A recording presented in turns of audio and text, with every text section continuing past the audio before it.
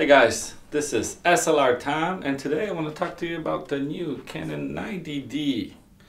And this is looking like a top shelf offering as far as crop sensors DSLRs go from Canon. It comes with 32 megapixel sensor. Obviously it seems to be shaking up the camera game for Canon in this niche. So let's talk about video here. So 4K video seems to be a standard now, so Canon really had no excuse not to include it any longer. But they obviously found a way to limit this somehow, right? They limited it for the true professional filmmaker because they don't think they should be using this type of camera. So what they did, they took out the option of 24 frames per second. It's out. It's nowhere on the menu. Until now, obviously, we didn't really hear of any reason why they have done so. We're left to theorize on our own, and most likely this was a protective move from Canon, as this camera is actually very, very good. I actually enjoy this body much more than a 6D Mark II, and that's mostly due to added controls on the body, and the joystick here as well. Feels like a mini 5D or 7D actually. Okay, so anyway, autofocus improvements are also plentiful. It has actually two autofocus systems. We have a 45 cross point autofocus system through the viewfinder, and this works with lenses of apertures of f5.6 or larger. And also we have a dual pixel autofocus, which can be used for live view as well as video recording. In addition to that, there's a few more improvements in autofocus department. We can now have a decent eye and face autofocus system. This is obviously a DSLR. It has an optical viewfinder right here. And it has 100% coverage, which is nice. So you can easily compose optically and see all the action without any delays. However, if you shoot this way, in high speed, the mirror, when it flaps up, it blocks out the large portion of what you're seeing. It's just the way it works. Switching to live view is available in any mode. In live view, obviously, the camera pops up the mirror and it activates the preview on the LCD screen, the screen here. This is very nice because what you can do then is super quickly you can switch between photography shooting modes.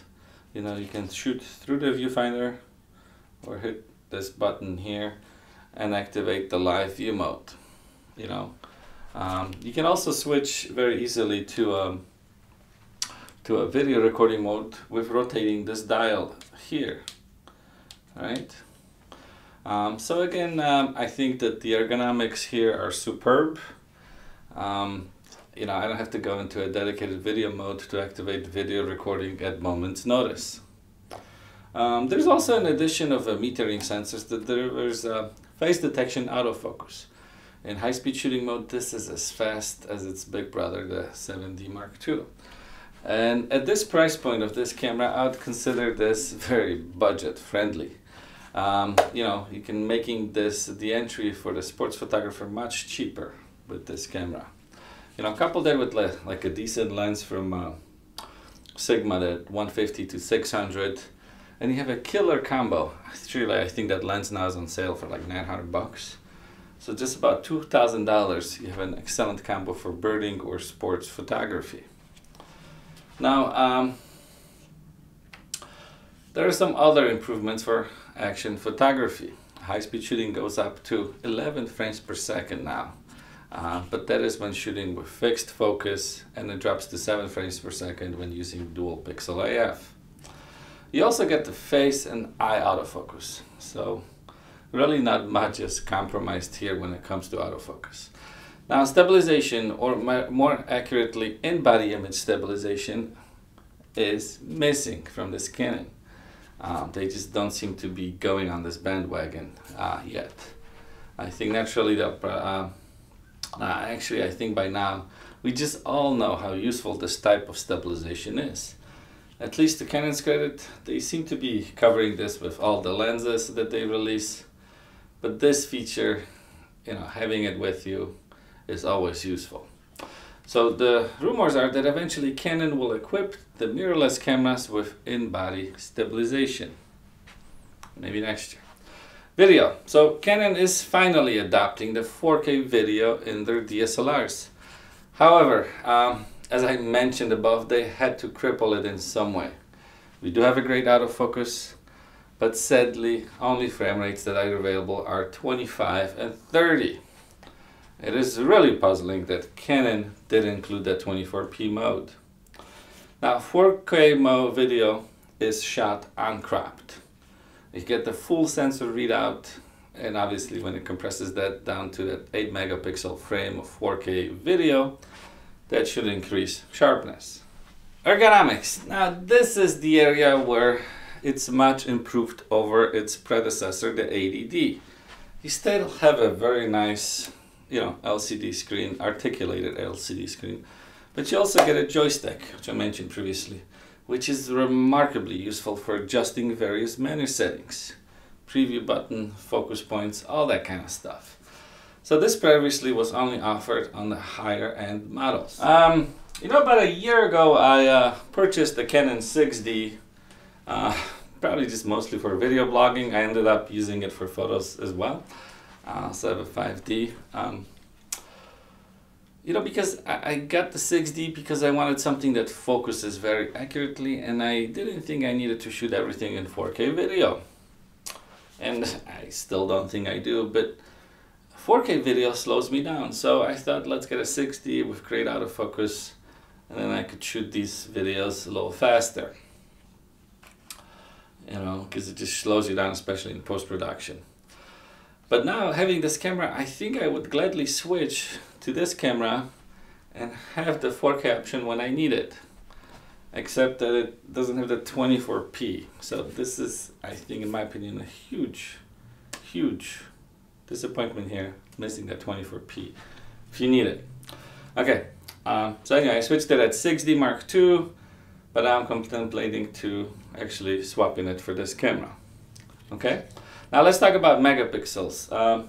This crop sensor here has 32. That's about 30% more than most other ones on the market, which capped out at 24 megapixel. Obviously, it gives you extra room for cropping or printing bigger prints. Image sensor size is 6960 by 4640. So if you print a picture at 300 dpi, you'll get a print size of 23 inches. That's almost 2 feet at the resolution of 300 dpi. That's on the long side. On the short side, that's 15.5 inches. Now let's talk about a few things I don't like. Obviously there's no image stabilization. I know this is a DSLR, so maybe a little harder to put that in there because there's the mirror and all that mechanism and stuff. But I've been using cameras from Sony or Panasonic. And when you use those cameras, and especially when you combine them with stabilized lenses, it makes for an extremely well stabilized platform or shooting or camera lens combo, whatever you want to call it. It's just so useful to have it, or you can shoot with older lenses that don't have the image stabilization, and voila, you have it. Sometimes you do have to actually tell the camera what lens you're using if it's not communicating with it. For example, if it's a 24, 50, or 100 millimeter lens, when there's really no communication with the lens, when it's fully manual. But in any case, all right, besides the point. Again, body and design feels a bit light, but it's solid. Obviously, it's plastic. But I've grown to kind of liking the lighter DSLRs or cameras. I always like to handle this big professional 1DX. But carrying it all day, it just kind of gets heavy. So looking at the top here, obviously we get the nice LCD display here with all the shooting information. You get the AF button, drive, ISO, and exposure settings. Now again, on the back here, we get the addition of the joystick, just above the main dial. And this just has a more logical layout. It's just quicker to preview, like magnify the images in the view mode, quicker to activate the all sorts of different settings. Now let's talk about the battery. So obviously this is the body, and then there's an optional battery pack, which is the BGE14. And Canon hasn't changed this since the 770D. So you have an option here to buy this actually really cheap compared to other battery grips, like for a 5D Mark IV, which costs 350 bucks. I think this is only like 150, 180 range. There's also a bunch of aftermarket ones, but they tend to be kind of flimsy and weak. Still the same old battery that started with the 5D Mark I. And I think that's so awesome because, all the batteries you have from Canon are gonna work in this camera. Now let's talk about the screen. So the screen is bright and sharp, fully articulated. At any time you challenge the position of the camera, shooting either high or low, you can adjust the screen to accurately judge composition and exposure as well.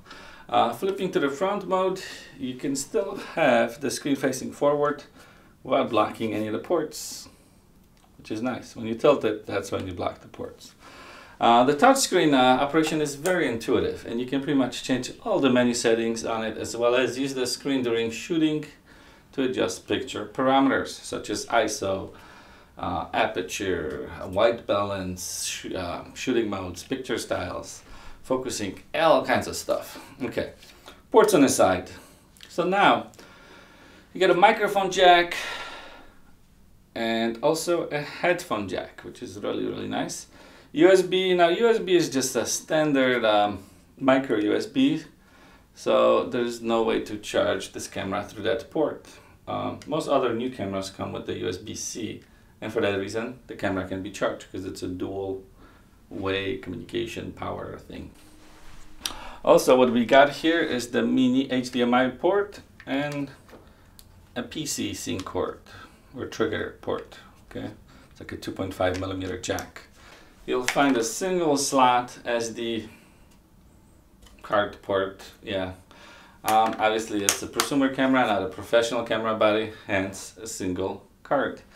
So in conclusion, I would say this is a very capable performer for us, for photography or videography. Unless you need the 24 frames per second, you're an avid filmmaker, then this camera is not for you just because it doesn't have the 24. But if you shoot kind of blogging videos and you don't care about the 24p, this is excellent and very affordable. For photography, that's also very affordable, and it can complement your, if you have larger bodies, you can complement this as a backup camera or whatnot. You'll figure it out. I do think that Canon improved it in many ways over the 80D. The joystick, 4K video recording, dual pixel autofocus, and 4K video. You get the headphone and microphone jacks. The headphone jack is new. And also you get a decent phone app to control it remotely. So for the price, you're getting a lot. It's an excellent camera for the money. Probably the best bang for the buck from Canon. Thanks for watching. If you like this video, please subscribe, rate, and share. Comment below if you like this camera or not. What's your favorite Canon camera? See you soon in the next video. Thanks.